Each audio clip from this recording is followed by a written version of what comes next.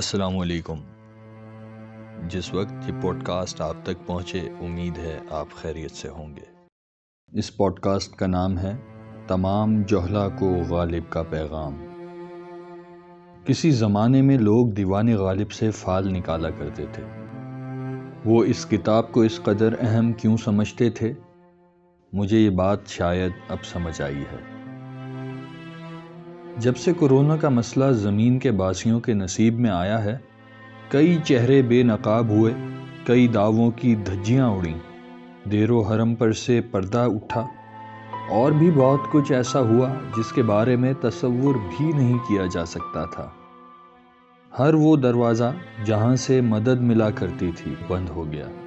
ہر وہ دروازہ جو سازشوں کے محلات میں کھلتا تھا وہ امیدوں کا محور بنا ہوا ہے۔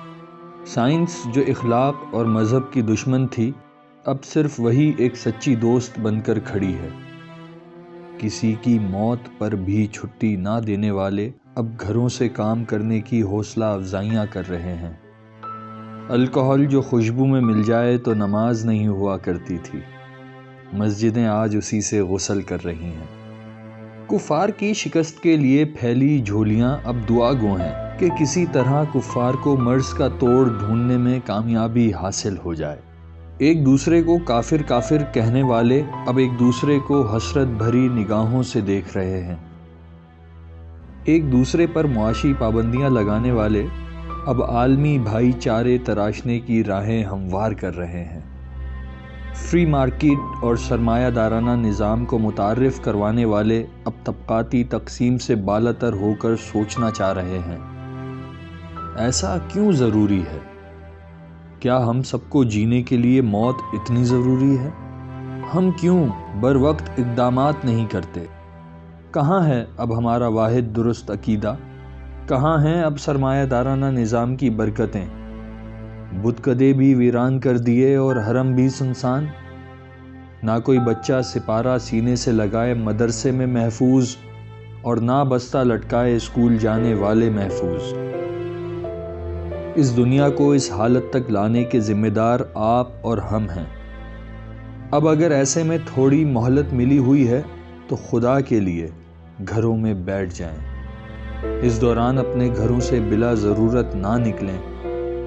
آپ خود کو بھی محفوظ رکھیں اور دوسروں کو بھی خیر و عافیت کے ساتھ رہنے دیں۔ اس معاملے میں آپ اور ہم دوائیاں تو ایجاد نہیں کر سکتے، کم از کم معاملے کو مزید سنگین بھی نہ بنائیں۔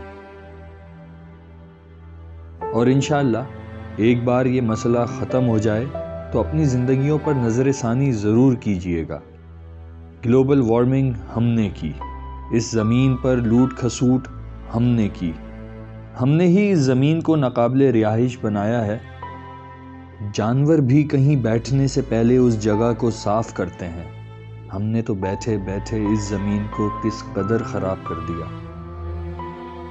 تمام مولویوں، فراڈیوں، بے شرموں، تعصبیوں، جوہلا، کم عقلوں کے نام غالب کا ایک پیغام ہے۔ ابن مریم ہوا کرے کوئی، میرے دکھ کی دوا کرے کوئی۔